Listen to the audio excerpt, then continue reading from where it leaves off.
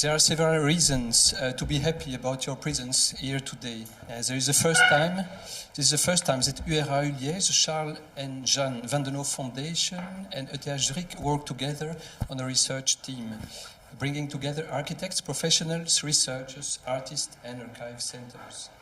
The idea was to invite you to a place inherited from the architect Vandenhove, his office and private home, where his intention was to work on the transmission linked to a place, an accumulation of history questioning the heritage. Today it's also about putting together a framework, a place that allows us to find an echo within ULiège and other universities. It's today a place for debate. We are hosting during the afternoon a presentation in 2 tables, the first 90 minutes long, featuring Jan de Vylder, is excused, Martino Tattara and Christoph Fink. We also have to excuse Adrien Verschuur. Based on a sentence by Giulio Paolini, one of the artists involved in the collaboration and in the foundation's collection.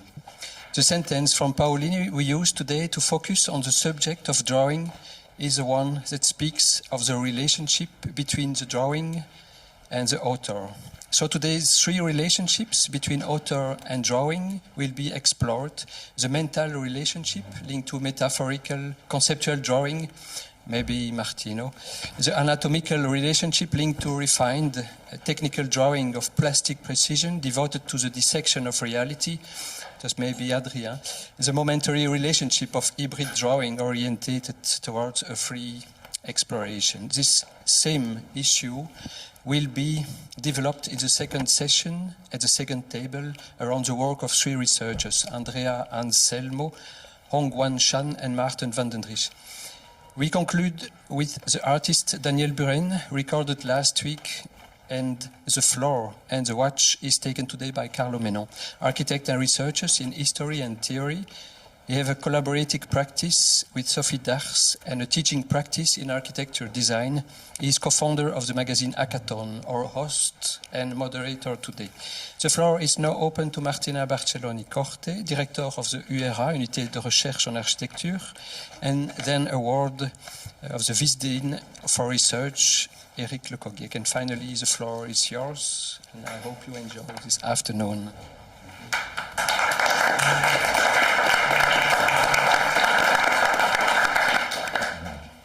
Okay, so first of all, I would really like to thank Philippe for accepting our invitation to organize a research seminar on drawing as an unpredictable research companion. Thanks, Philippe, not only for accepting this invitation, but also for putting together such an ambitious panel of guests, and also for mobilizing this powerful place, Vandenhove Foundation, that I hope, as a faculty, we will be able, the more and more in the future, to inhabit. Thanks also to the Foundation Vandenhove members for hosting us today. So this seminar represents for us the 3rd of a series of 5 research seminars that we call the URA Dialogues, dedicated to themes and methods in architectural research, launched this year by our research unit in architecture, URA. We are particularly proud about today's event because it well embodies the ambition of our research unit to talk about the capacity of the project, the architectural project, to develop new knowledge and research. Something that we believe distinguishes greatly our discipline from others, the research by design method, and that only recently is starting to be fully recognized by important funding schemes. So just before passing the word to Philippe, to Éric, pardon, a special thanks I really want to give to Axel Fischer and Chiara Caravello from the URA for their precious help during these months and for helping us in the conception and preparation of these first 5 research seminars. Thank you. Hello everyone, it's a great pleasure for me to see so many people of you here. Allow me to add a few words, and I assure you that my intervention will not last more than 4 minutes. In the field of architectural design, scientific literature emphasized as early as the 1960s the importance of drawing in the design process. Ever since antiquity, architects have relied on drawings and to conceptualize ideas, provide instruction for workers, and construct the ideas into architecture. However, in the research domain, the creation of images for scientific investigation sparks debates and even controversies regarding the level of scientific rigor associated with images and drawing. For ages, drawing has remained predominantly linked to design and is less commonly associated with scientific research. As long as 1982, the theoretician Nigel Cross explained that researchers in the design disciplines have other ways of producing knowledge, of thinking, of knowing, that they have a designer way of knowing, an expression which is still being debated, but which in research of architecture but which in a way sketches out a definition of architectural research that stands between research on architecture and research aimed at producing an artifact. The concept of designerly way of knowing encourages a broader reflection on research method and approaches. Although this concept can be interpreted in different ways, it has the advantage of opening the way to other approaches to research. It heralds, without explicitly saying so, the exploration of research formats distinct from the well-established ones, such as research on research for, accordingly to Freleng taxonomy. Placed between these two established research formats, the third format is distinguished by particular emphasis on action and practice. Unlike traditional approaches to research on research for, the third format suggests that practice itself can be a source of understanding and knowledge creation. Drawing has now become a mode of inquiry in various disciplines beyond architecture, such as geography, anthropology, sociology. Drawing is no longer just a technical activity. It's a way of knowing and thinking that enhances interdisciplinary expression. The current enthusiasm of drawing in our faculty is part of an international trend that shows no signs of waning, aligning with the shared intention of many researchers to overcome dualism between theory and practice, cognition and sensibility. Drawing allows for a reviving of the connection between theory and practice, but also a redefinition of their respective boundaries. Knowledge is not confined to the message, and it's crucial to surpass the dichotomy between content and form, rationality and sensibility, objectivity and subjectivity. By this, we mean that form affects the senses, sensitivity as opposed to content that addresses the rational part of the recipient. I express my gratitude to URA for this initiative, its director Martina Barcelloni, and Philippe Vander, the commissioner, as well all the participants present here. Thank you.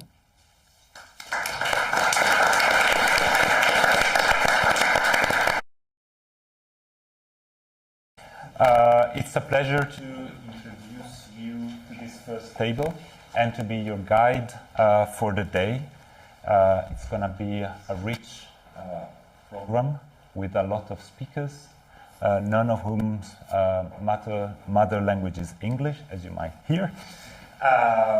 We will cope with that. And also speakers finally come from a train line that crosses between Ghent, Brussels, and Liège, where you are sitting. And meaning I'm your guide means that I will try to have the words circulate between the first table and the incredibly interesting researchers that we have here for the second part of the day, but also with you, the public. We are live.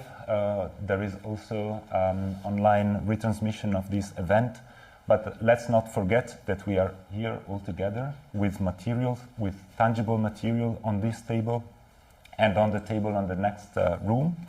And therefore, please use me as your guide whenever you want to intervene. We will try to have everybody who wants to speak be able to express him or herself. I will briefly introduce the speakers one by one. The first is Martino Tattara. He is a co-founder of DOGMA, a practice that he co-founded in Rotterdam in 2002, together with Pier Vittorio Aureli, and they relocated in Brussels, where Martino lives.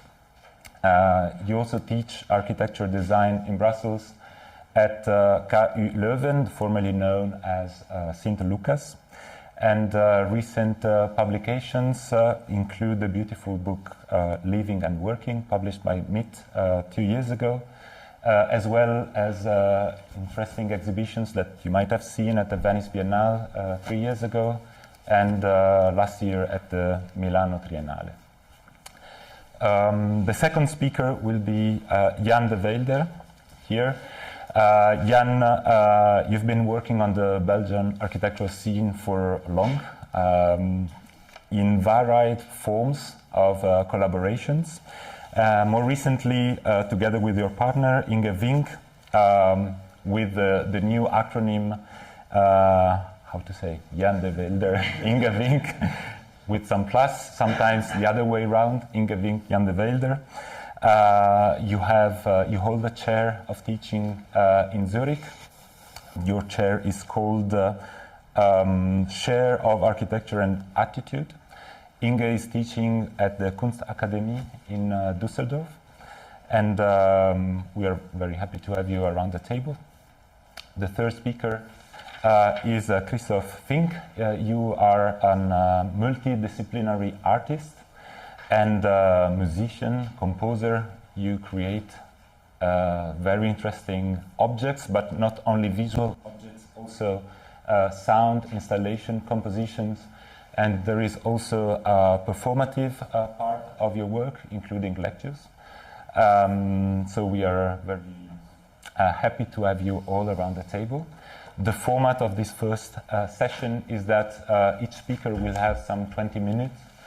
We might fill in a few questions, but the idea is to first hear from you all, then have a quick break, and then start with this discussion. You have microphones. You are able here to stand up, open up these beautiful documents, and I would just require, as people used to do at cinemas, to switch off your phones and to try to be quiet during the presentations, because we have Michael, who is the sound and video engineer today, who is trying to make it easier for the people who follow from somewhere else to follow this very beautiful panel of speakers. Thank you very much. Okay, thank you, Philippe, Vander, Maren, Martina Barcelloni-Corte, and Carlo and the entire foundation for setting up this event, and for the invitation, of course, and also for the opportunity to try to reflect on the use of drawing in our work, and on the relationship between let's say our work and the technique of representation.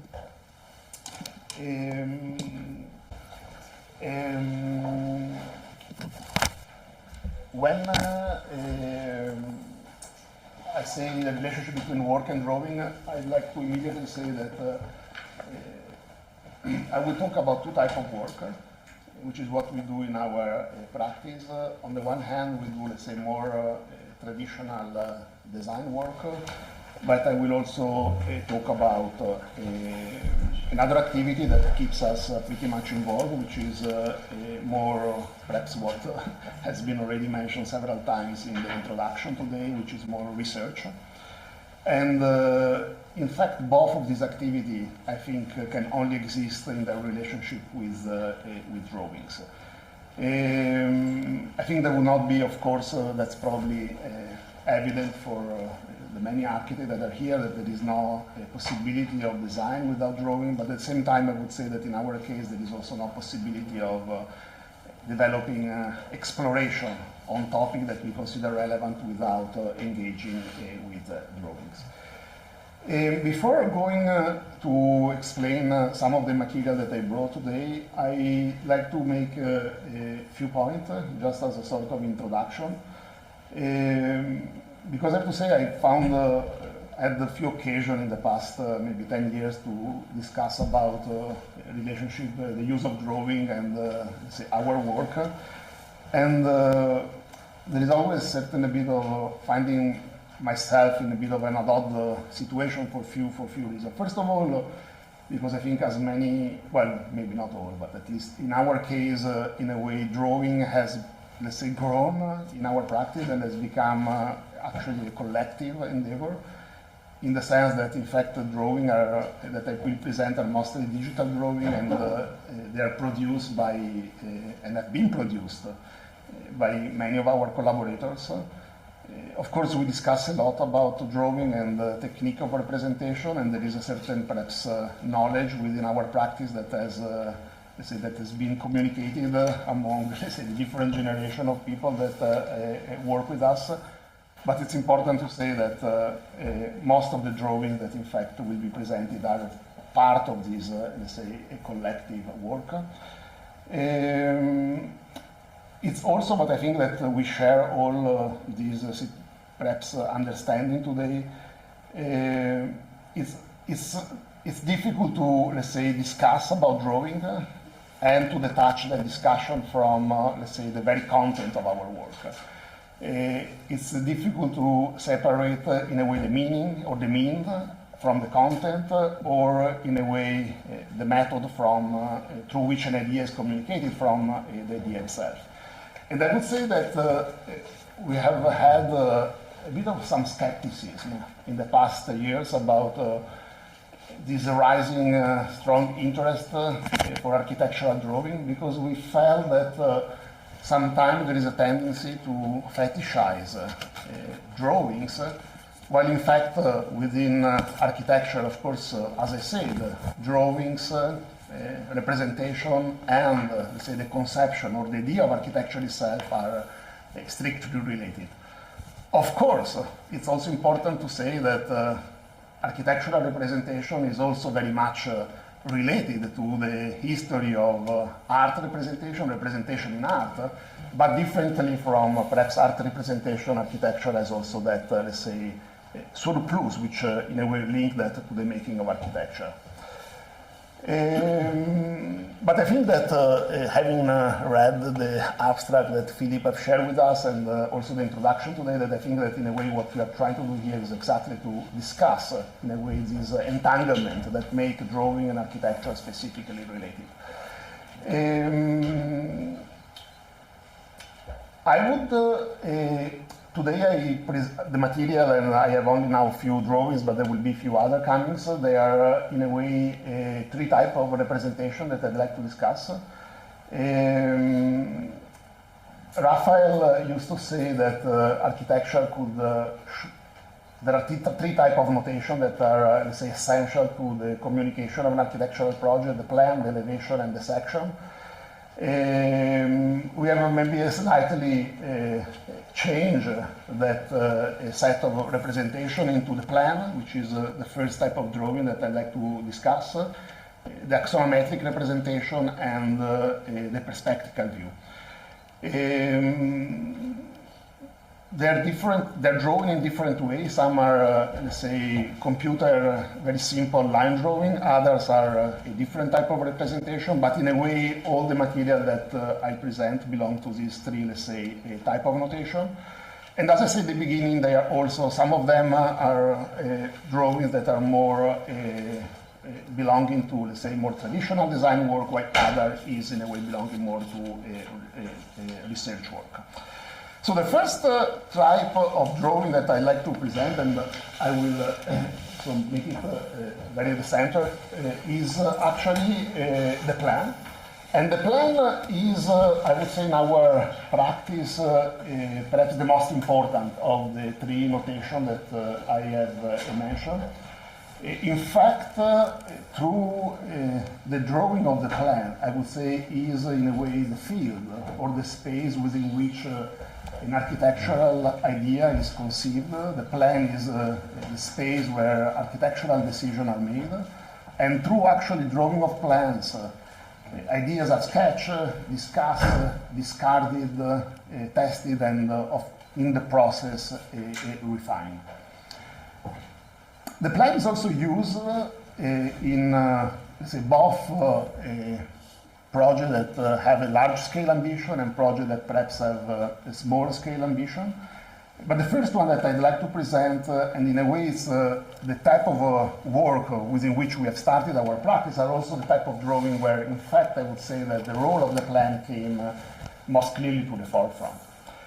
The first project of which I'm showing this plan is a study that we did in 2004, at the very actually start, so 20 years ago, the very start of our practice, where we were, let's say, asked to develop a vision. It was not actually a very concrete project for the growth of the capital of Albania, Tirana, that at the time was pretty an unknown domain. And in fact, drawing the plan, and now I'm showing actually the plan of our proposal, which was the development of what we call a parallel Tirana, a sort of alternative city to the existing city, which was meant to reorganize and let's say give a logic to a development which was happening in those years, completely devoid of any control within in the midst of lesser spread policy or planning policies.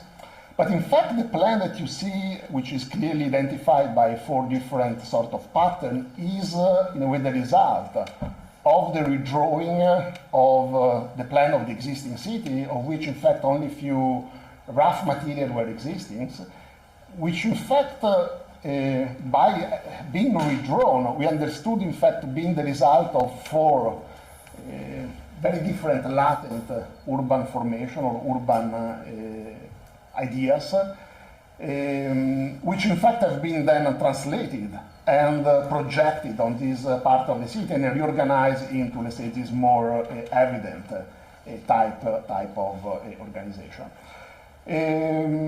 So, in fact, in this case, by redrawing, let's say, the plan of the existing city, the plan of the new city, of this new development was conceived. And was by redrawing the plan of the existing city that actually the principle with which we want to work within this area have been defined.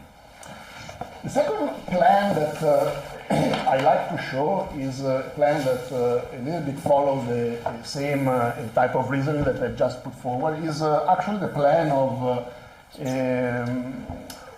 another large scale project. Is the plan for the new administrative city of South Korea. It's a competition we did in 2005 together with the office. And in this case, in a way, the drawing that you see is the result of a very clear, let's say, understanding, which is that in fact, designing a city of 500,000 people is an impossibility in its own terms. It would be impossible especially given actually the format of the architectural competition, to, in a way, synthesize the complexity of, let's say, a city within drawings. And in a way, the plan that we develop is actually a plan that does not show everything, does not have the ambition to reveal the entire, let's say, master plan of the city, but in fact just to focus on, in a way, those critical elements that would be able to, let's say, govern and define, let's say, the very specific architecture of the project that we were proposing. So what you see is actually a plan, indeed. It shows the limit of the city, which were very much also defined by the surrounding topography. It shows, in a way, to reduce actually the city to a limited number of signs, which are, in a way, this element that we call the cruciform walls, which were somehow the only architectural element of the city that we aim to define. It defined, of course, special principles, proportions, between, let's say, the open space and the build space, but all the rest was not actually present in the city. So in fact, I would say that in a way this plan is an attempt to represent or to give a sort of understanding of the complexity by actually reducing the type of notation that are present in the plan. The third plan that I'd like to produce is perhaps a project that is, let's say, quite relevant because Carlo just in his introduction mentioned, let's say, the result of actually our long work on a domestic space, which is in fact a work that has perhaps started more than 10 years ago with, in a way, the occasion that were given to us by participating in this competition. It was a very typical, let's say, scheme or opportunity or design brief. We were asked to develop, I think, 44 social housing unit in a village in the north part of Flanders, in Westerlo. And if you look at the plan, it looks like nearly a mistake in the sense that you immediately understand that there is a sort of jump in the scale between, in a way, the proposals and, in a way, the surrounding setting within which this project was located. So, in fact, the plan clearly renders somehow, I would say, in a very tangible way, all what the project is about, which is indeed to somehow oppose the typical suburban condition of Flanders made of quite large homes with their even larger gardens full of objects and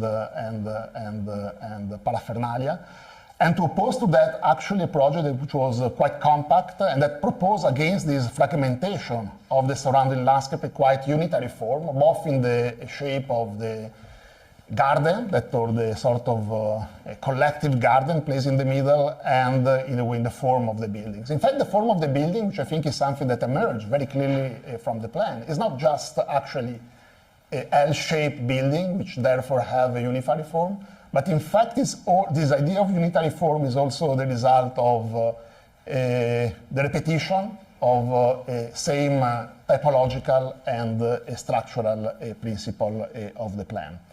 So in fact, the plan reveals that in a way the project is a frame. In a way, architecture becomes a sort of constraint, which in a way responds to, in a way, the human nature that in a way demand being a frame and being somehow in a space which is clearly defined. Now I have to do a little bit of an operation of changing material.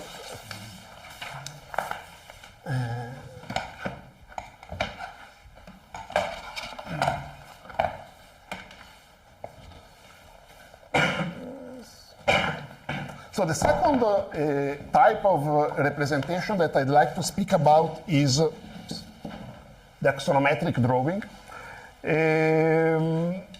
or in a way the parallel projection.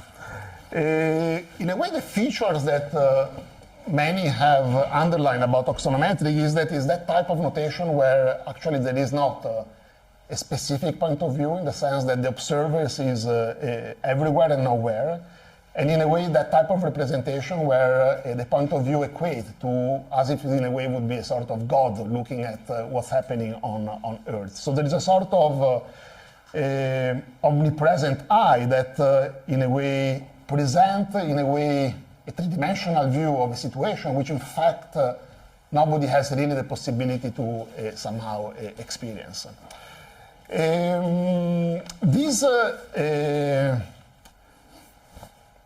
For us, axonometric has always been, in a way, a means of representation that we have somehow invested a lot. We have produced a lot of axonometry, and we still do that. And I think that, in a way, the axonometric drawing is also the type of drawing that, in a way, establish a very strong link with perhaps what we try to do with our architecture. In a way, the axonometric, because of this specific, in a way, point of view that does not belong to anyone, in a way, try to highlight the generic features of a certain, let's say, project, but also of a certain condition, rather than actually the specific. It presents a point of view that although it's not real, it's also very neutral in the sense that this does not, in a way, highlight any, let's say, specific point of view that belongs to one person. It does not separate between what is foreground and what is background. Everybody can, in a way, decide by looking at certain axonometry what is on the forefront and what is on the background. And therefore, in a way, it, I would say, highlight rather than perhaps the exceptionality of an architectural object rather than the systemic logic that governs a certain proposal. So the axonometry that I'm showing here, it's the result of a study that we did some years ago for the transformation of abandoned or neglected office park in the surrounding of Flemish city. In this case, I think we are in the area of Zaventem, near the airport, where in fact there are a lot of these half-abandoned structures.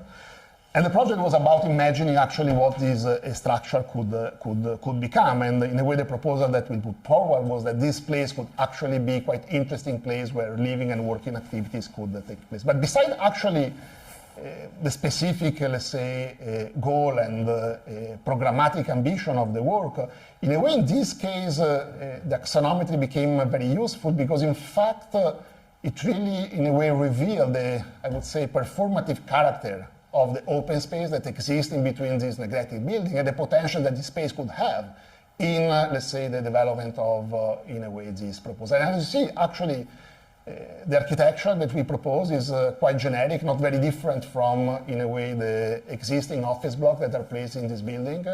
But in fact, what emerges is perhaps the potential of the space in between that not only become a space that could accommodate this building, but also the space that would completely change the life of inhabitants that live in this space.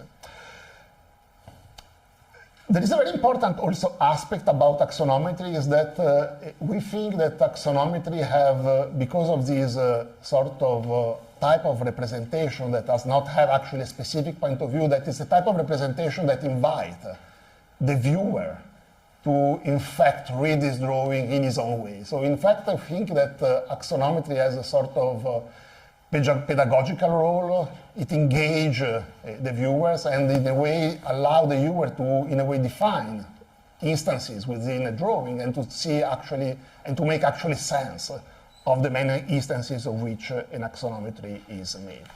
Because of the same actually feature that we have somehow used in our design work, axonometry have also clearly, in a way, a mean of representation that is very, let's say, pertinent and adapt in research activities. And actually our research work, I will say a few words, is let's say, driven by the idea of exploring architectural topics that perhaps have been neglected in, let's say, the history of architecture. The images that I'm showing belongs to a work that we did, I think, a couple of years ago on the notion of platform, where we decide to explore perhaps the genealogy of these elements, starting from the famous essay of Jörn Utzon that in fact described, actually in a very short text, the potential of the platform, an idea that he developed out of the project of the Sydney Opera House. And in fact, we thought that this idea of platform is something that, in a way, has not been comprehensively understood as an architecture, but only been read as a sort of snapshot around different civilizations. While actually, if we look at it as an architectural element, it's quite interesting because it's an artifact, or it's a way of intervening that, in fact, not only exists across different civilizations, but it also exists across different times. So, in fact, we have selected a number of case studies from, let's say, different time frame and different geographical area, and they're all being represented like this drawing that you see, of which I brought just 3 examples. These were actually drawings that were developed for an exhibition, where we exactly use the axonometry that, in a way, allow all these elements to be somehow compared and read one next to each other, despite actually the completely different condition within which each of these projects has been developed.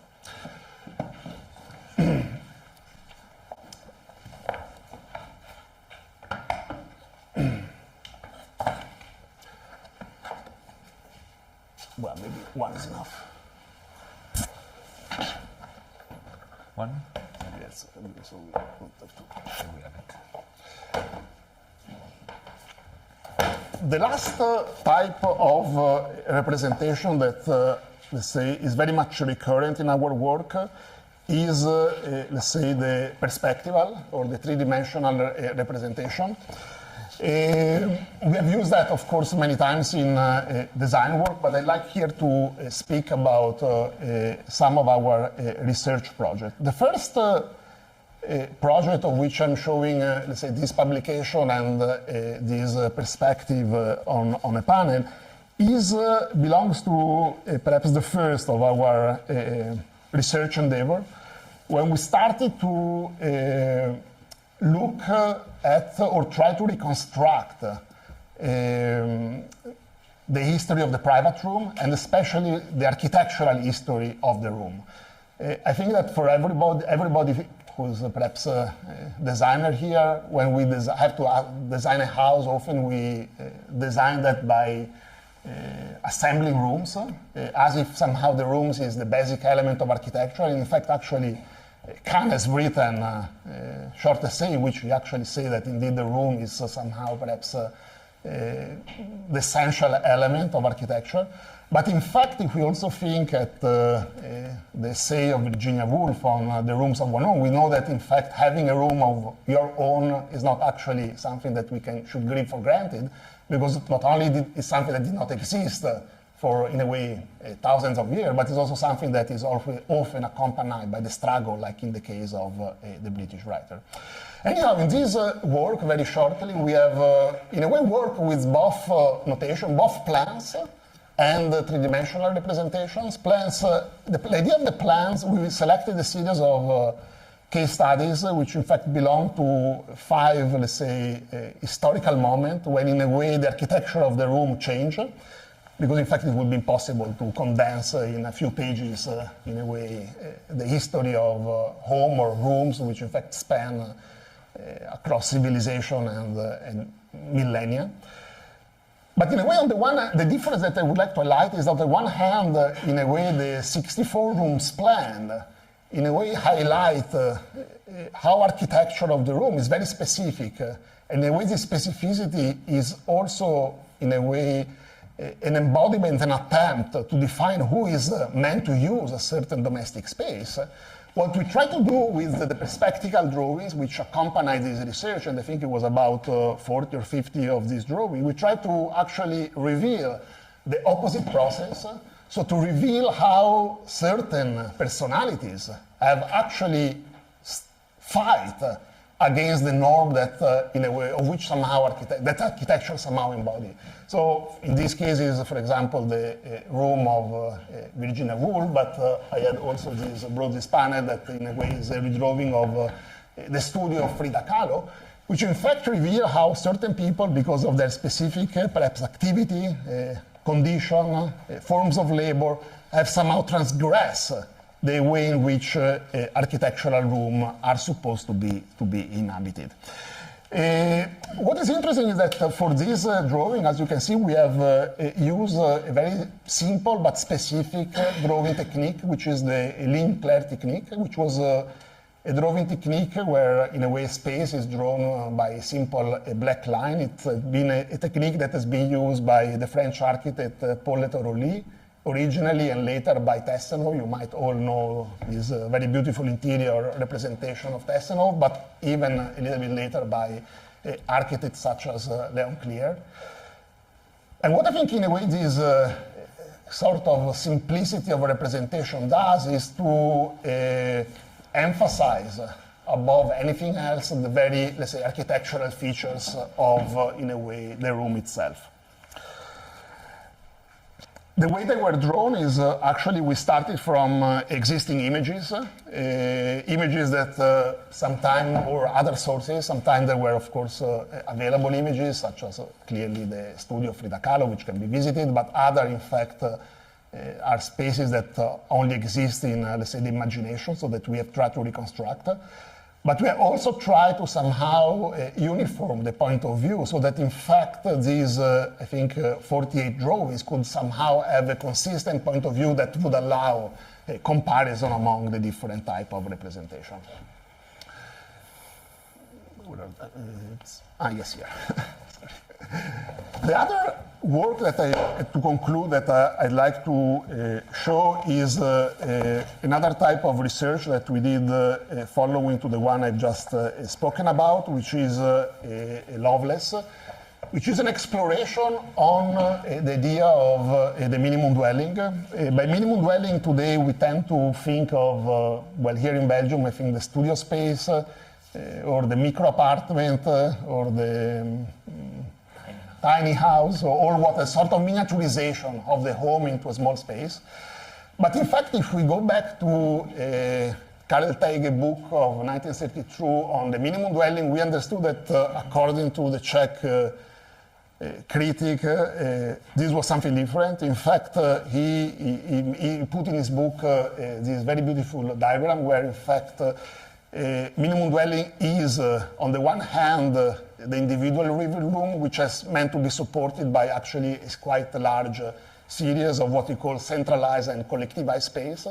And we thought that this, let's say, notion of rethinking what is minimum as the combination between individual living space and centralized and collectivized activities was something that span through, let's say, a long period of time. There are examples of that in a way we could find very early in time, and examples that, of course, existing much after the publication of the book of Karel Teige. So what we did is, again, to try to, let's say, look at the history of our discipline and to find examples that reveal this idea of living. And this space had been, on the one hand, again, drawn through simple plan in order to allow very easy comparison between, in a way, the condition of the individual living and, in a way, the belonging of this individual space to larger complexes.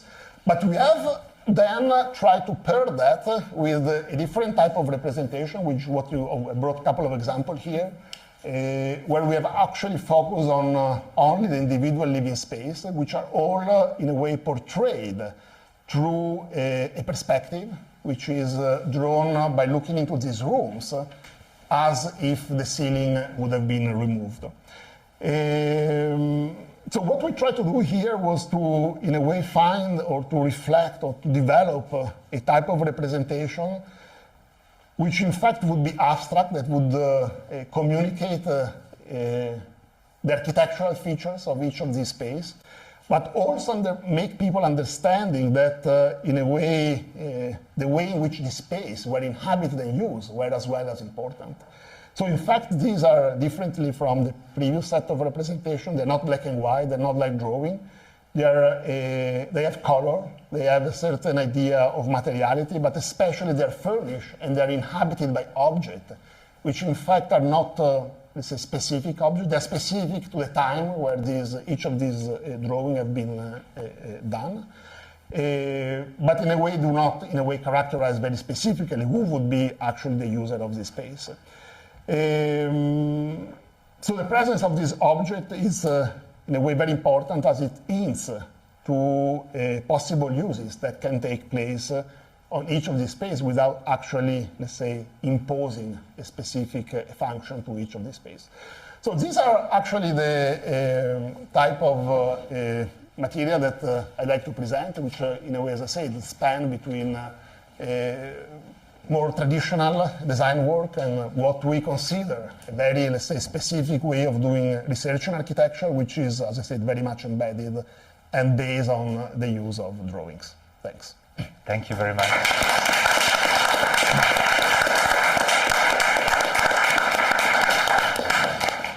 Thank you, Martino. You were pretty well good with the time and super clear with what you put on the table, both literally and figuratively, without taking more time on the time slot we have. Jan, are you ready to jump in? Martino, So do you need some help? Let's be less clear You're more and welcome. less precise with time. So it's the first time in my life that I carry Soluit. And I'm happy. It's a little, I understood. Yeah, shall we lay down here? And I think it's a beautiful underlayer to present on, if you allow me. It's not in an indecent way I do this, because I think one of the main images that I carry for so long is with my analog Olympus OM10 camera. I took an image of a Soluit drawing in an abandoned gallery in Ghent, where Soluit had been exposed. Actually, he visited incognito. One day when the gallery was closed, that Copyright Bookshop was also included in the gallery. And Hilde told me that one day a little man, well, it's not so little, I don't know, man said, "Can I see the show of Soluit?" And she said, "It's closed today." And he said, "What if I am Soluit?" And she was so blown out. And he walked in and out, and before she could breathe, she missed to me. But anyway, what is important to me is the doorbells that are in it. So the new landlord of this kind of little city palace made 23 student studio in it. And the electrician came, and all the people in the room would say, "Fuck, they killed the piece." But what fascinated me is that the electrician nicely lined the doorbells on the line of Soluit, and the light switch tipped the drawing of Soluit. And I did not know what to do with it. We talk about 93. I'm just graduated after having failed on my diploma with 2 on 20 at the time. And I had to redo it and everything. I was in trouble, and this saved me a little bit in idea. Something else, another failure. This is a drawing also made together with Patrick Moyerszoon, at that time partner in crime. Yes, I had many combinations, so it must be me. With Patrick Moyerszoon, and we were invited also 93, 94, so just recently, we invited to refurbish a white villa in Leeuw-Saint-Pierre, autour de Brussels. A younger man, age 40, I guess, inherited from its parents this, with a huge garden, typically this area of... And he came to us being alone, and he said, "Well, I don't like to stay alone anyway, but it's too small." And the description of the project, we were just young architects. At that time, 200,000 in 93 euros is a lot of money. And we got our first job, and he said, "It's too small." And we were unsure about it. And we made these drawings, in which we suggested that to switch the idea of too small to being more an issue of scale of spaces. They were all square meters, but the floor ceiling was quite indeed that white villa from the 50s. And we just suggested to lift floors between the basement and the ground floor, and between the first level and the attic, and saying possibly this is what it is about. It is a matter of just a little bit digging out the villa out of its context, space enough, and this is what it is about. So he started laughing out gigantically. He said, "I couldn't imagine me something like this," and half an hour later we were back at the front door, and we lost our first job. But it is to me something that has been all of my restless career so far, still 8 years before retirement, can you imagine? At my school, that kept me going in all I want and I was doing and still want to do. And what I like to bring here is that these drawings that were made at that time, maybe for the research interest that has been made on checkered paper, which has been cleaned out by the sun with this typically foils we were gluing on and all this kind. That's just for the technical records. But the drawing has to do with the strategy of things.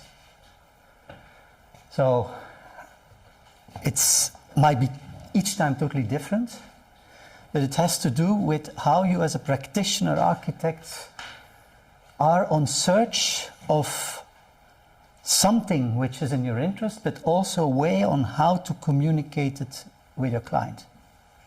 And these are very abstract, but very clear, and that was to me, that moment, how we spoke about things. I'd like to switch now.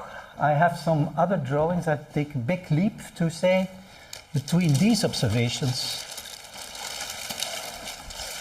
and these drawings. They are maybe a span of like 30 years, no, 25 years, let's not be too old. But they are, to me, still about the same thing, what I think the drawing is about. And I make that point that sometimes I get a little bit nervous of all these specific looks to things, thinking that at the end I'm just a practitioner architect. I was recently, and this topic always interviewed in reuse architecture, and you got totally crazy out of it. It's a phantasm. It's an artificial idea, the discussion. The first house, or the first houses like this one, we never use the word reuse. When we talk about the house Rotelenbach, which I talk a little bit later on this drawing, at that time we never used the word reuse. And now I am each time invited to come to speak about reuse. The funny thing on this is, if I can switch to the regarding this drawing, but I have to show you a couple of things. Can I? Is it happening? Okay, wait. I first have to go back. So I had prepared something for in case it couldn't work out to be here today. Will it come here? Okay. 1 to 5 times when people ask me about the building of Les Ballets de la Baie, they start talking, it's a very interesting reuse. It's a new build. But it has been so badly built that it looks like it's a reuse. No, it's really done. But I like the confusion because it points to the point, well, let's talk about architecture. Let's not only talk about drawing, or let's talk about reuse, or let's talk about sustainability, or let's talk about history or typology. Let's talk about the things architects do.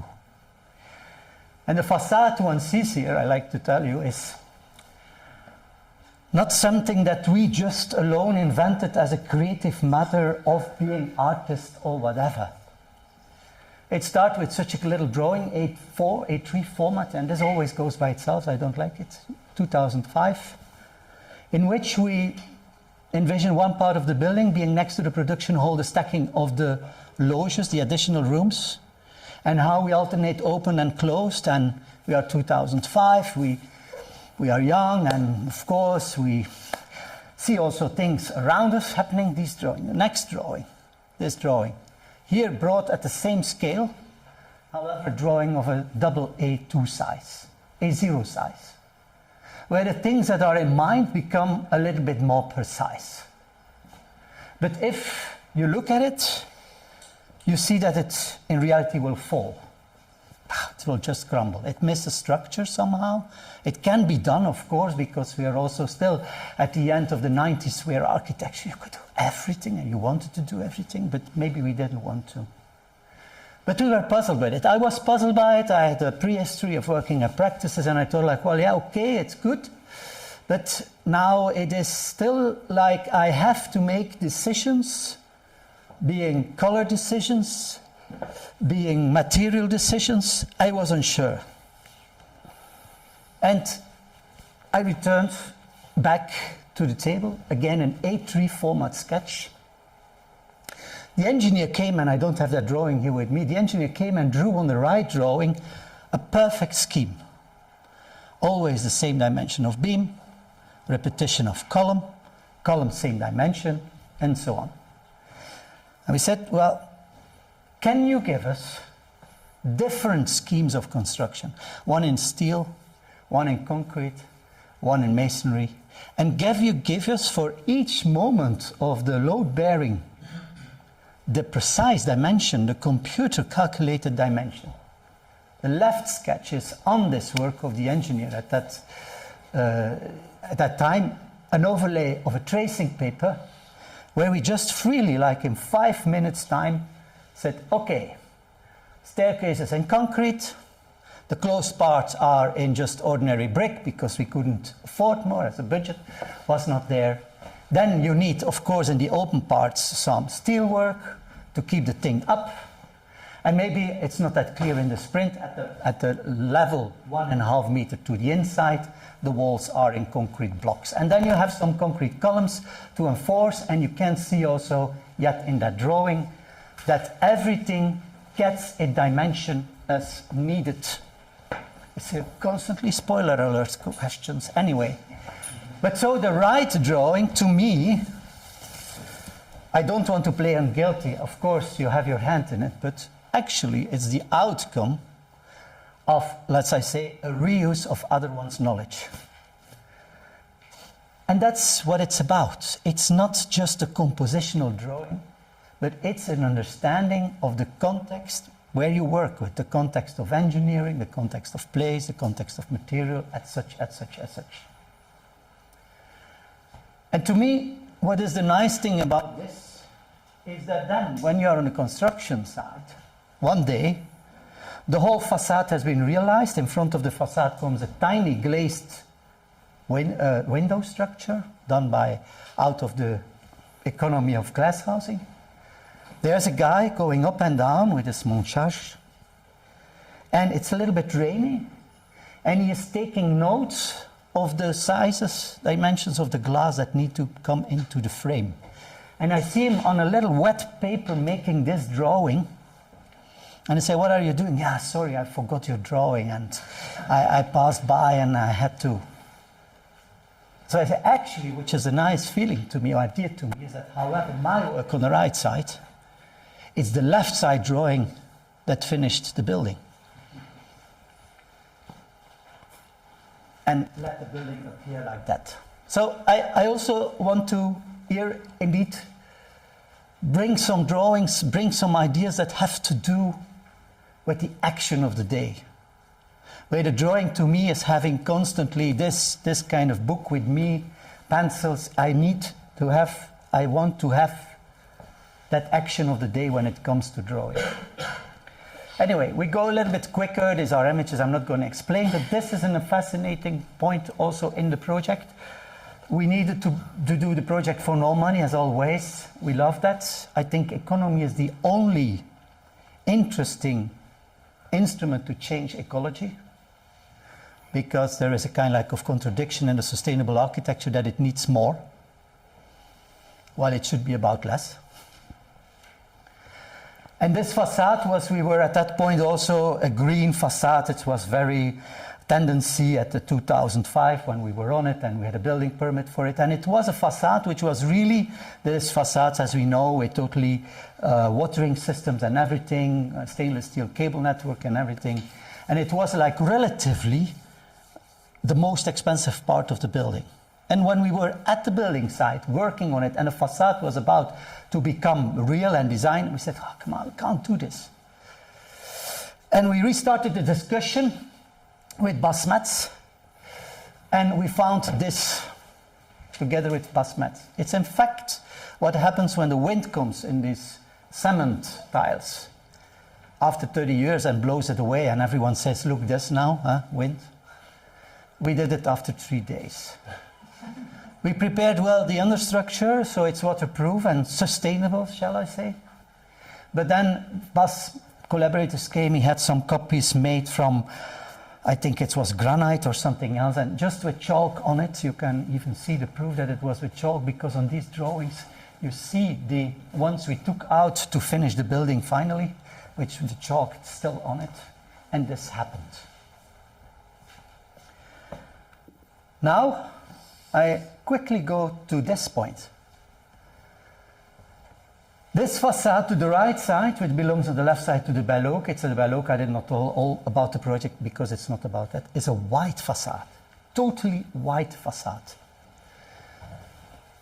When we were in the building permit until still with that expensive green facade, we also had in the building permit the same on this white facade. There was a politician in the city of Ghent who was at that moment conquering waiting walls where the wind was in and saying this is all poor and dirty, and art was the solution. So now you can go in Ghent and have all these waiting walls with art on it. Good, no? Art at finally practical. And when he saw the building permit and he had to sign off, he said, what is this here? A front facade building on this historical site out of cement tiles, and I am doing this project in the city right now? No. So for 1 year we were halted, out of discussion. As fast as he really vowed this into the public, everyone was saying like, what the hell is he saying? What are you doing? His colleagues, everyone, but he couldn't get back on it. So we had to find a solution. He said to us, or you're going to have windows in it because it was totally white. Now you see a window. Or I will invite also an artist to draw one. Jacob van Artevelde talked at that place to the people of Ghent on that occasion, and it should depict a Jacob van Artevelde historical underground. And then Le Ballet c'est de la Baie and Lot said, wow, no way, we don't want this. But we kept on going. And it was a Friday afternoon also, we gathered at our house with people from Le Ballet and Lot, Music Lot at that time named, La Geste, Le Ballet c'est de la Baie is named La Geste in the meantime. And we were sitting with composers, artists, I think Sidi Larbi was also part of it. And it was about a blind wall. And all of a sudden we twisted. We said it's a mute wall. It's not a blind wall, of a mute wall. And we started to imagine that this wall could become something that could speak, that could sing, that could radiate. Instead of being an art piece of Jacob van Artevelde, it could be something that had to do with the people working in it. And this is, I think, of Koen Augustijnen and Guy van Heuten and Steve Dujardin. And we invented an idea of having, again, these cement tiles we wanted to have, but to have like a system and then of speakers behind. Very simple, in fact, efficient. And for Le Ballet and Lot, this was a matter of saying, now we have a new podium. We have a new experimental facade.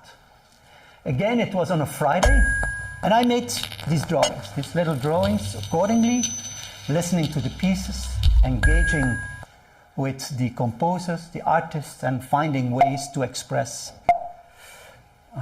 Not all the music pieces have been connected. This one I do. Okay. We made at that time 2000, this is I think 2003, I think. Anyway, we made a DVD that was common at that moment with the music on it, and we had to deliver it also on a Friday morning to the cabinet of the elected, because they wanted to vote or to talk about it that afternoon at the whole council. And I think about 2 hours later we got the DVD back saying Jacob van Artevelde or a window.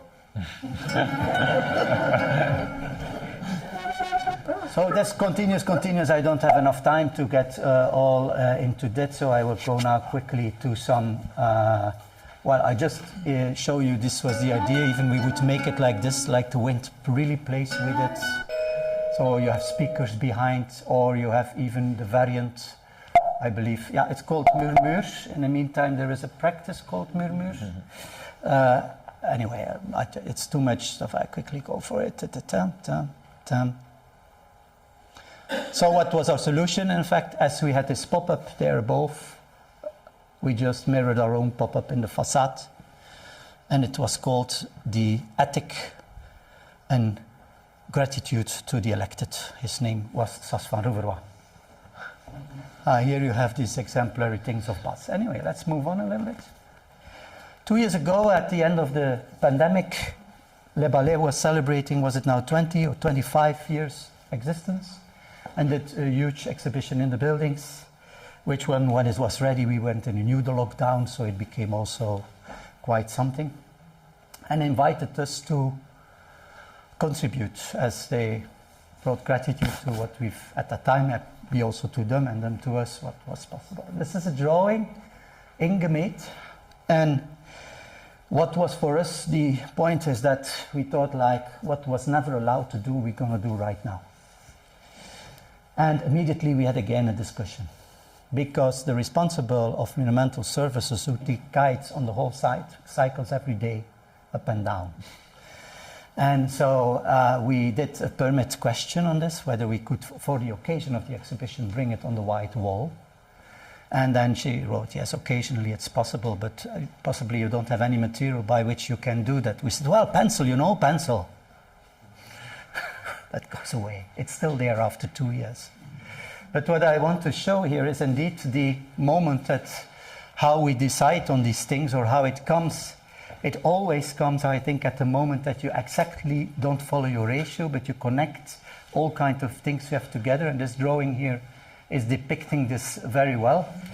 And it goes with 3 drawings. You can have a look at it later, which is one drawing, which is the building site drawing. This is, well, if you really want to understand architecture and study and research on it, look to this stuff.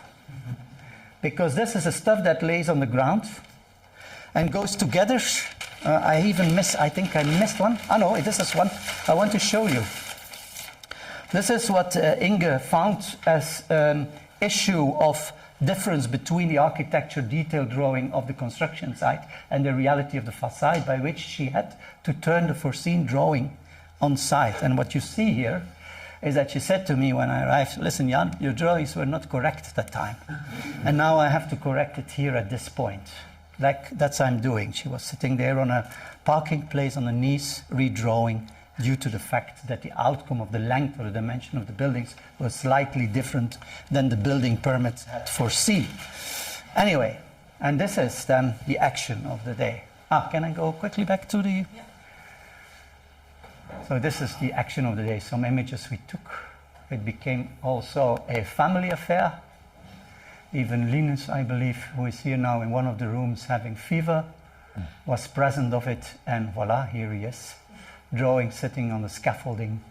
The family helped, all the people helped, et voilà.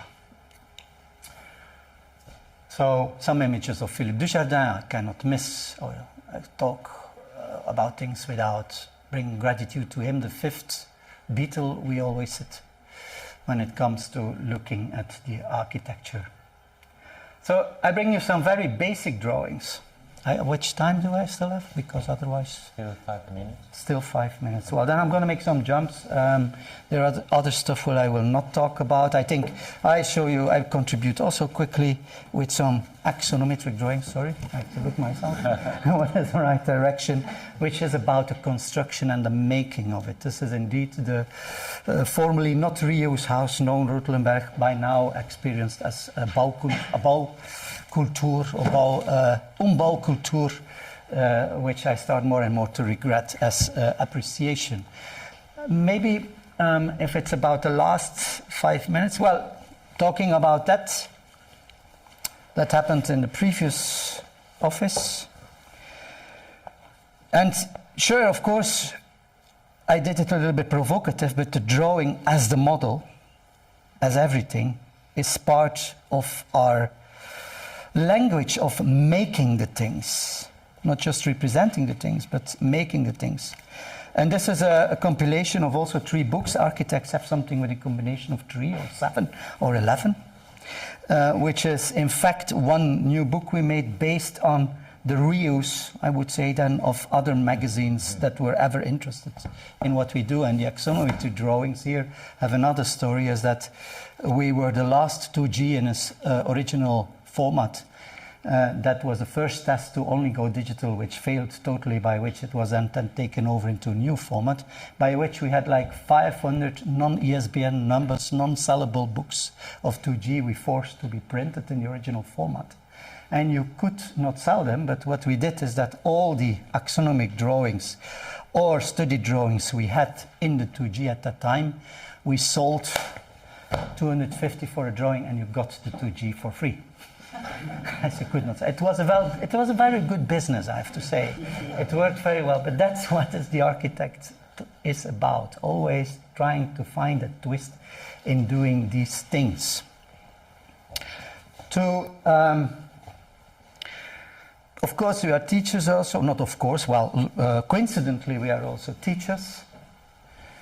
And indeed, the drawing is, to me, I believe what I discover also with so many students is in fact the only mean at first to learn to understand or to see that architecture can have so many different positions. And I have here a calendar of my first year, and we have many of them by the meantime, by which we collect students' drawings they made throughout the semester. We have at that time in the studio about 30 students. And we collected, depending on the exercise, about 3,000 to 6,000 drawings per semester. As we said to them that we will never work on a representation drawing, but we work only on the intermediate drawings to develop ideas. At first we made calendars for students to thank them 365 pages per calendar, but it's very expensive in making it realized. And today we're working on a new archive based on artificial intelligence. We have now 66,000 drawings in the meantime, and I have to now find this back. I just taped in with this is a beta version of a new, oh sorry, I should go this one, of a new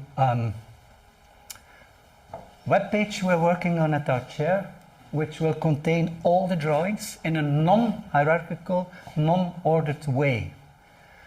And we're working, you have here the first exercise, it's like dice, guard, guess, but the point is that we are working on a little machine, well, it's artificial intelligence, as evident as it goes, in which you could, for example, write a story of your morning, waking up, drinking a coffee, sun comes into the orange curtain, you have an argument. The cat is peeing in the corner. And based on that, we will have a new way on how to order these drawings, how you can get out the drawings, but also technically, all Jan de Vylder green columns, and then you have only 6 drawings. And because that's a myth that we paint every column green. It's a total myth. Huh? And so on. We will have this also with the more than 5,000 images of Philippe Dujardin we have right now on our own site, to divine and to find out again, to say like, maybe contrary to what the discussion is often about, to give the things again a non-organized and non-hierarchical appearance, and to check out how you can again appreciate these things differently when it comes about the drawings or the images of Philippe Dujardin or another series of new images we start to take with people, etc. So to have a kind of endless open screen in which you have to guide yourself in a different way than in a guided way from the start.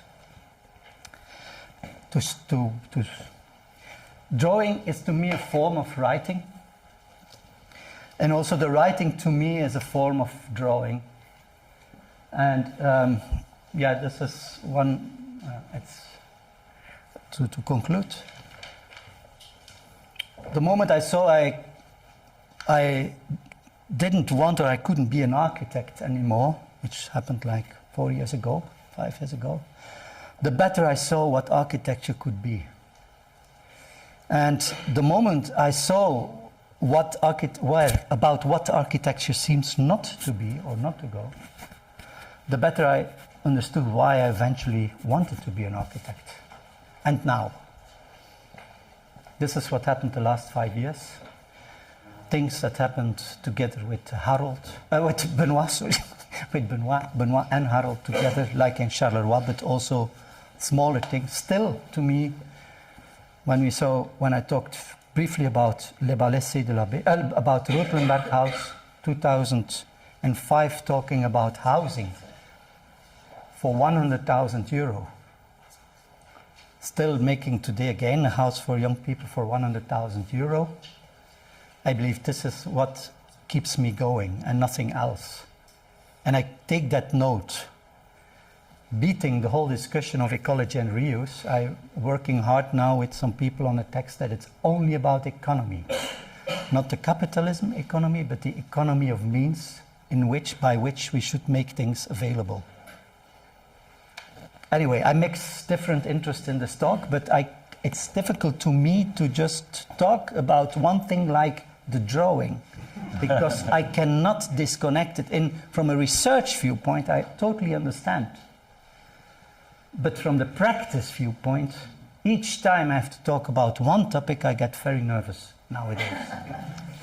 Sorry. Yeah.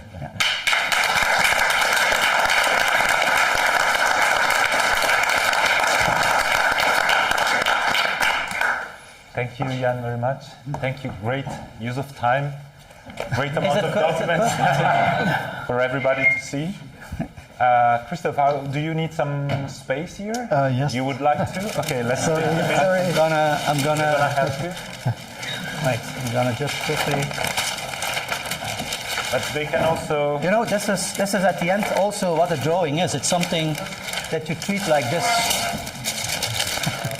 We will try to start on time. That means it will be at 4. Yeah, at 4. Which leaves you enough time to do your presentation, maybe to fill in with a few questions if the audience has any. But most of the conversations I think we will be able to have in the second part. Ja, I know. En dan weet nog de middellijn ervoor. Ja, dat is wat. Dat is echt crazy.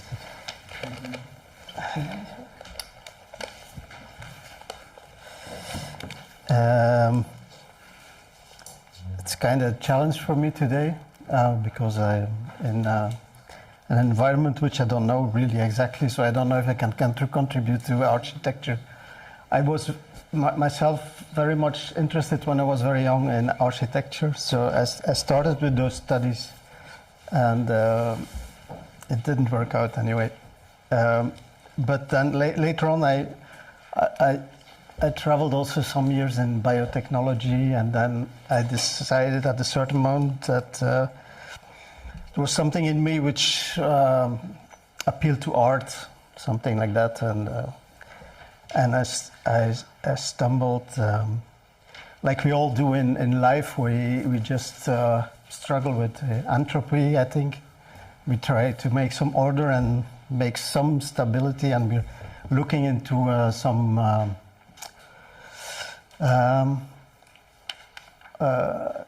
It's like feeling constantly helpless somehow.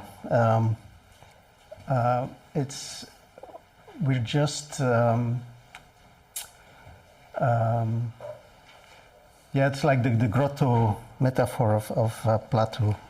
So we're just, and I think that's like the basic thing about art and working in art is that you're just constantly trying to explore reality, or what the sense is of reality, what could possibly be reality. And for me, one of I think all art is busy with that question, and that gives so many possibilities. It's just fantastic. And so there's one guy which is really where I'm really hooked up, Heinz van Foerster, who's one of the guys from the constructivist area, with the guys who went to cybernetics and stuff. And he's kind of very funny on YouTube. You can see him explaining that for them reality doesn't exist actually. You cannot. The only thing which you're sure of is that you feel and experience stuff, and so. We do a lot of things with that, and that way life becomes so much more interesting, because everything is actually new in front of you, and every person you meet is actually just another possibility of being on this planet. And so we made these fantastic things like grammar and stuff like that, language, and we communicate and we build all this stuff and things like that. So that's maybe the optimistic part of this humanity. I don't know what the future will hold, but so that's where I started off. Let's see. It's a challenge also because I try to avoid to use the PowerPoint. It was a question before, so I have real stuff with me. Real of my. This is maybe. So I walk around a lot, and I'm just fascinated by what happens around me, and so. After my studies, I tried to forget everything I did at the academy in Ghent, and I used to make travel notes with my parents and stuff like that. I had the occasion. I mean, I'm born in the 60s, so it was not usual that you traveled far away. I mean, going to Paris was just huge. New York, it was totally out of the question. Going to the south of France was a fantastic experience, these things. So I had family in Germany, so we had to travel a lot. So I was very fortunate. Today, that's a completely different picture. That's also something which is very intriguing to me, is the context where you are born in and how you deal with that. And so basically, starting to work with art is about, it's just a dream. It's things you like and things and your doubts and you try to manufacture stuff and you make notes to understand something or not understand something. And so I tried to develop something, and then a certain moment I was going to, I had the occasion to go, I had no money, but I had the occasion to go to the United States, and I had just enough money, and it was just, that was also exciting. I mean, the lack of budget, which just frames you, and you try to it's so beautiful. And so I was sitting in the plane, and I just wanted to grasp this whole thing. And I started like a methodic way to try to grab. It's actually like painting, like a still life, but it's a still life which is constantly moving. And so I tried to grasp this thing. So I started to make notations, but a lot of notations, because it was such an expansive travel. I wanted to hold everything in this little book. And so that's my first book, where I actually noted everything, and I noted the time and everything what happens around me. And possibly the distances. I retraced everything on maps at home. So you have here like, and the planes are fantastic. I still do this today. So I worked and worked this out, and then afterwards you have the beauty with this kind. I mean, you note all these things, and these are very sometimes casual things, but it was also out of when you read travel logs, they just. I'm very hungry because you don't have all the details. So with this, I have almost all the details. So I can really see what it means. That's also when I look at television, I like to see what's behind this. How does somebody develop it, like real-time television? That's so fascinating. Like even the marriage of a queen or something, or the queen's funeral in Britain or something, or I don't know, any real-time event is fantastic to see, because you get into the real time of a thing, and possibly something can go wrong. That's the most also very exciting,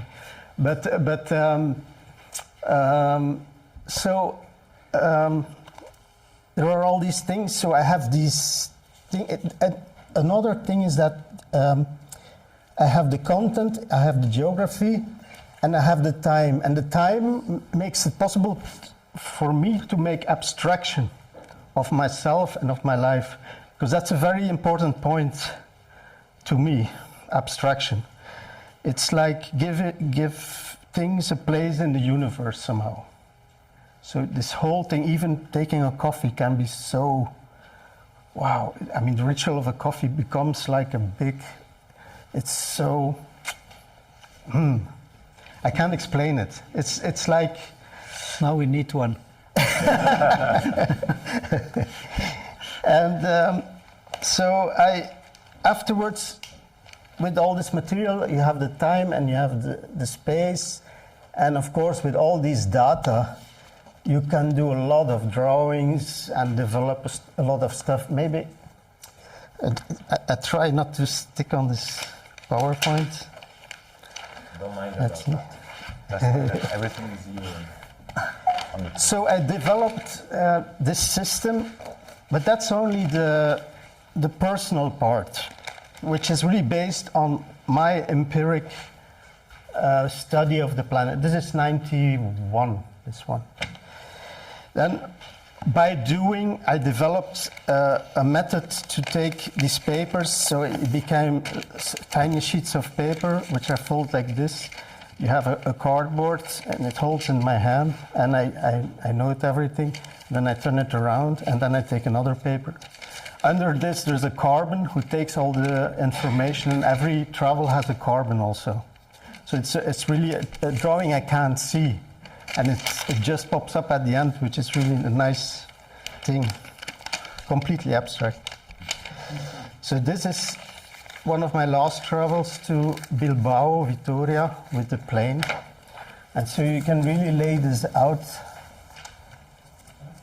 And so you could compare it to a black box, but it's very long at the end.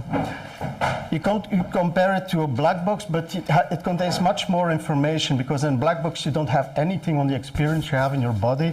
You don't have any. You have no conversations. You don't see the skies. Okay, of course, when Flight Radar 24 came out, I was completely crazy, and so I still use it. I use it as an expensive watch, actually. So when I work, I see a plane coming out of the airport. I mean, a jumbo jet. That's why I love to live in Brussels. We have jumbo jets coming up. So and then I follow it on, and then I see what can I do in the time he flies from there to there, and then I follow another plane and another. So I made a lot of drawings like that too. So so this is travel 163. So another way to travel is, so it's not, so planes are really fantastic. I mean, I go completely crazy. And it's, because it's so crazy, I have to note it down. So also when I step out of the plane, I have this fantastic experience that it's like I'm holding this, you know. I have it. Because I think I discovered I never knew my grandfather on my mother's side, and he wrote down a lot of things, and I just recently, a couple of years ago, I discovered he made, one of my aunts was just diving into the family stories, and she discovered that he wrote a diary of the war, just the whole war from day one to the last day. And he does it in such an historic tense, and everything is so detailed. I mean, when I look at I was like, whoa, okay. And he knows everything, the bombardments in the distance, the conversations, all the illnesses of the family. It's just incredible. It's just such a packet of paper. And then when I read through it, at the end, he's very like, I did it. And it's a bit like this, you know, it's like, I know this is going to someone else later on. I'm very conscious about this. And so one of the last things I did, this is a travel narrative. This is when I do it with my bicycle. This is,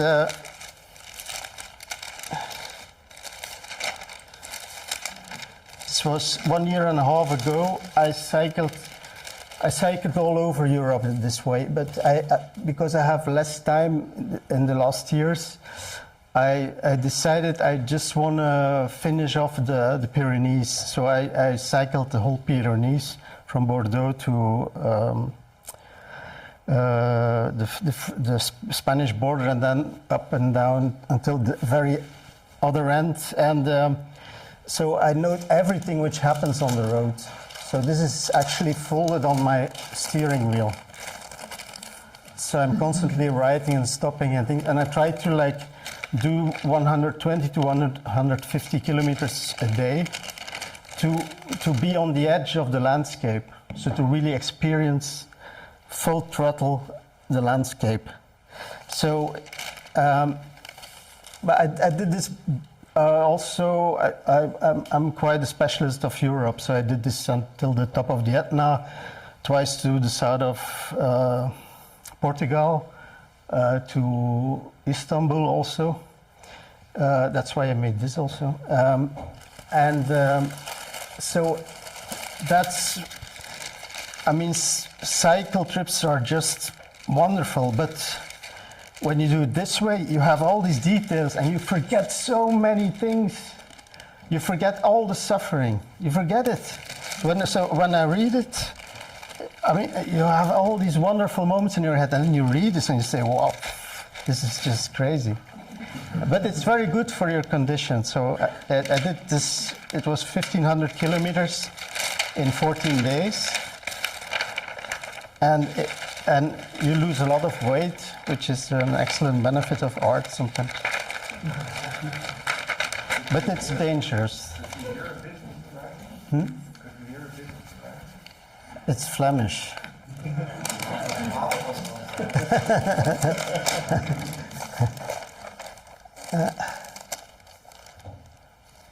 It's a lot of data, yeah?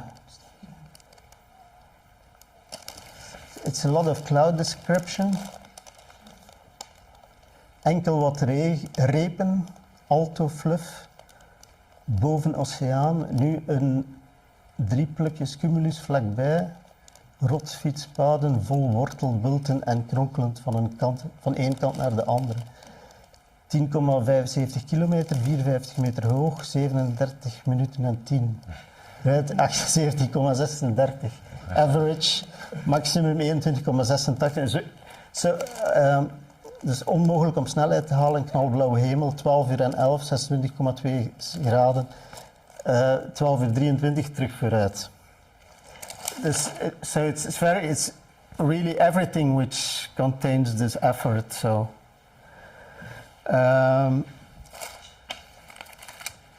Description of the clouds, of the roads, yes. And then some data. What I drink, level of exhaustion, everything, sounds, a discussion I hear, plants, birds, as far as I know them, temperature, everything. So it's really a lot of work, because sometimes they ask me, why you do this alone? Of course, you can only do this alone. I mean, I had once a woman, a black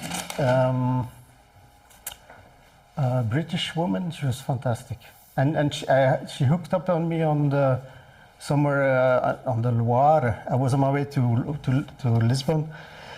And I wanted to stop in Cransac, where we worked a lot there together with my wife. And so the next day I wanted to arrive there. It was still 200 kilometers, and she followed, 300 kilometers, and she tried to follow me, and she could hold up one day. And then the next day she was just like, because I always want to. That was also the time we didn't have cell phones yet. So you didn't know where a camping was. So at the evening, when you were running 120 at the evening, you still had to do 30 to find a camping place or something like that. Anyway. But this is like a map of all the travels I did until 2019, and I tried to figure out how they, because I want to book, I'm making a book at this moment about all my stuff, and I tried to, so it goes like this, and I try to show people how these things connect with each other. How many versions of it did you do? It's one. Yeah, stick It's to your that life. one. It's your life so far. Yeah, it's my. But it's like it's actually I'm writing a petition, but not only about my own life, because I want to go beyond this, of course, because I want to connect this whole this whole little life to a life experience, because I try to make abstraction also about myself by the numbering and stuff like that. I take some distance and I can just trace it into the bigger history of the world. So that's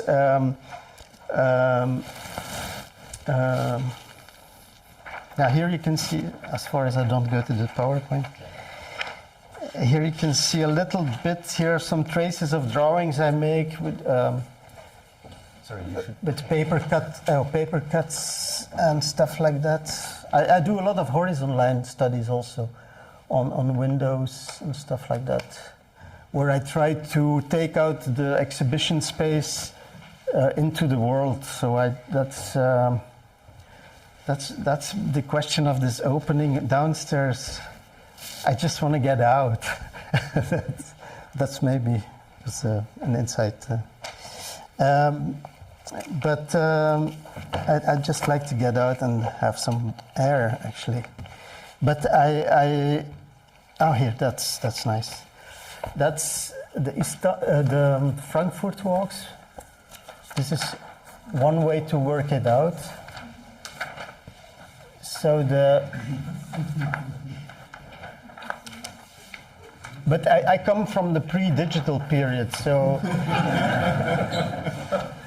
this experience you can't have on a computer.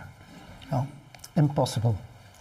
And but yeah, today I used to actually write all these numbers and stuff like that. That's a way to work all the data, and then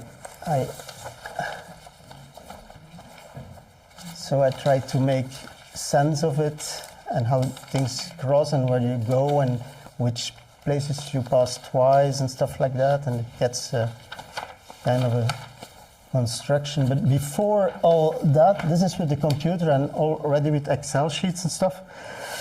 Before that, I just had a hand computer, and then when after 100 lines, I had I said, oh, okay, and I had to do everything again by hand. So I'm so happy I had this experience.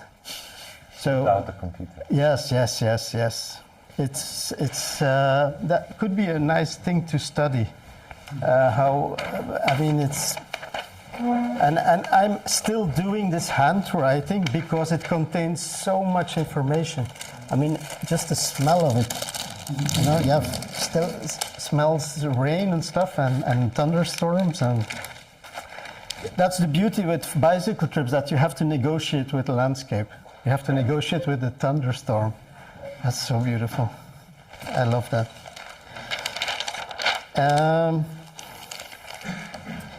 But then I try to open it. Okay, here I have a little map. Could you show the last two projects? Which one? I don't know. I'm curious about the one you were. Yeah. I try to find maybe it. the disc. Yes. There's still this one too. So I tried to open this up to the history of the world.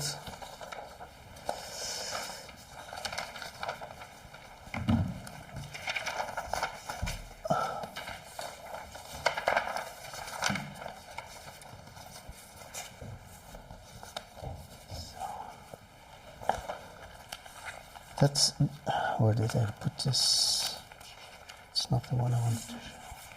I tried to reconstruct all the bicycle roads I did. But it's already incomplete. This is like the whole of Europe. But the hand drawing is much more exciting.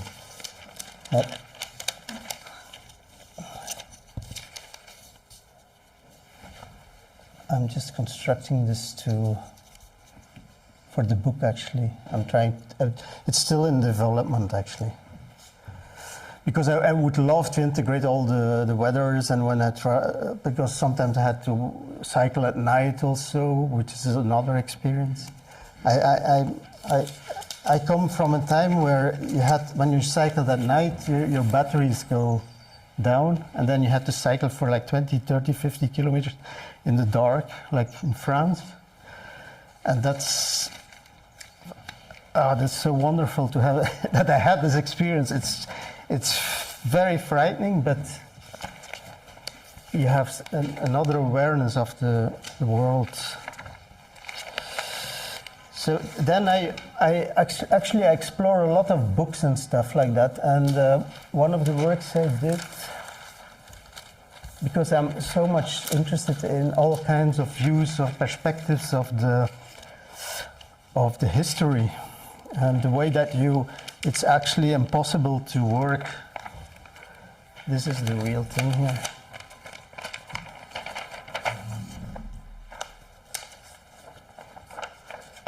This is like 2,000 years of history, which 2,000 years ago? History, the last 2,000 years. And I tried to make it into a puppet. And this thing turns around like hell, and it's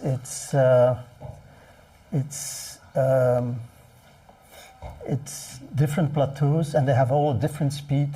And it's like a Darwish down here. It's like the Renaissance is like a girl thing. And then you have all the wars, with brotherly. All kinds of, the religious wars and stuff. It's a bit like today, very... non-war is religious. It's completely opportunistic. The religion of opportunism is of all times, so it's just war. And then you have the oil and the coal and stuff like that, and we are on top of the coffee table, which goes really, really quick. And I just try to make an image of this. I'm just like, I'm just trying, just trying to. Then I did so much more stuff, but I don't know where I am. It's pretty close. Okay. Oh, God, help. New guests are arriving. Yeah. The guests are here waiting, and the coffee is. Let's go quickly to the discs. We can't get out.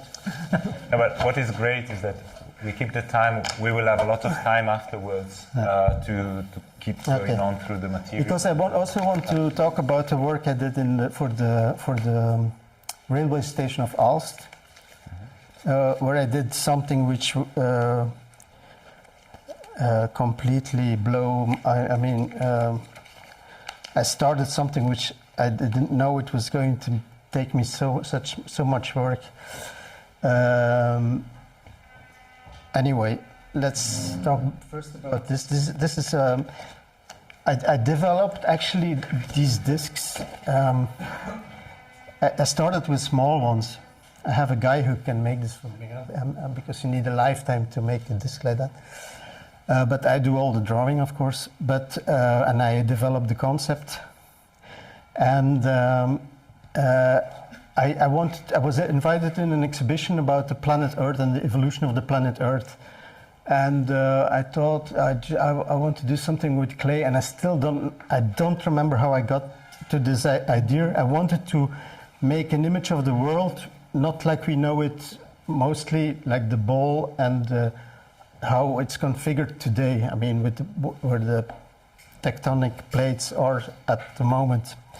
And so I wanted to have an image of the world where the whole space-time of the planet is incorporated. So I ended up with a disk form, and the time starts at the edges and goes towards the middle. And on the inner, so it's 4.5 billion years, and on the edge we are sitting, but we are completely invisible, of course. Like if this is the history of the history of the Earth, the biodiversity is somewhere here. You know, it's very tiny. Anyway, what I'm very proud of is the middle hole. I mean, the hole is actually, you can see the future. This is potential future. Most people, Western people, they immediately say it's a black hole. No, it's the future, and when I show it to Japanese or something, they say, "Oh, that's like a well." It's very contrasting way of looking at it. Anyway, so then I developed actually 3 big discs like this, and one is the history of the planet, which was completely blank. One is the history of the city of Istanbul, and one is the drawing of all my walks. So this is like 14 days, this is like 2,775 years, the year I made this disc. And it's a fantastic way, because you see, actually, in one glimpse of the eye, you see the whole history and the whole energy of a place.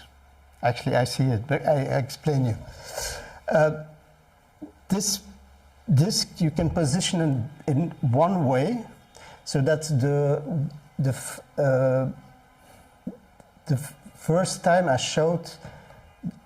So it's oriented from the place where I first showed the disc, which is just in front of it was at the Istanbul Biennale, and it was in front of the Topkapi, this is the palace, and the Bosporus was just in between.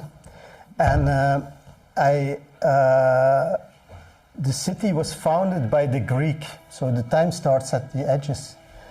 And I read several books, and I mixed the whole in this disc. And they had the back and forth between Sparta and Athens. So in this direction you have the Topkapi. In this direction you have Greece and Athens and Sparta. And then the power went to Rome. And then they took the power, Constantine took the power to Istanbul. So you have here all the emperors. Every little thing is an emperor. And then the Ottomans come, they have their capital in this area, then this city, then in Edirne, and then they take the city. And then you have all the sultana. And so you can see that the Christian history is huge compared to the Islamic. And then at the end, Ataturk takes the power of the city and places it in Ankara. And then I traced, that's the internet who comes in also, because the whole work also is influenced by the internet, all the data I can get from the internet, so I could trace back all the earthquakes in 555, in 1010, in 3, and the direction of the epicenter. And then all the battles, all the outgoing battles and the direction of the battle, and oriented in time, and the incoming battles. And the comet of Halley when it appears also in the tapestry of Bayeux.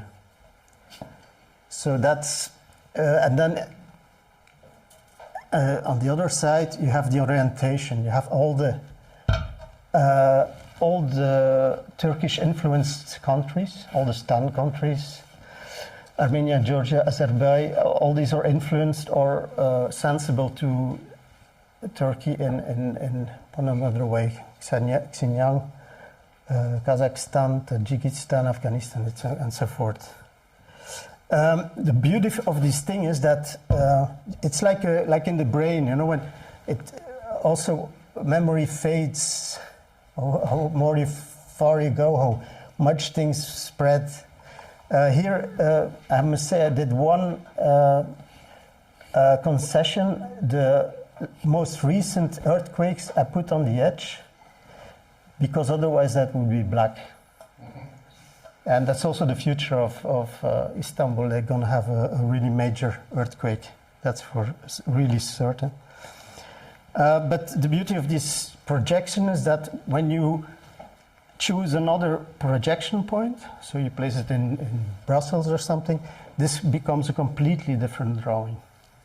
And that can explain something of international relationships, how you feel towards a conflict or things like that. That's also the puppet I show here was based also on a trip I did in the occupied territories in Israel. So I mixed that up with the history of Mechelen, where I showed the puppet. I did a lot of sound recordings there, and it was just amazing how much insight you get from going to a place and actually experience the landscape. I didn't know how important that was. It's just fantastic. Thank you.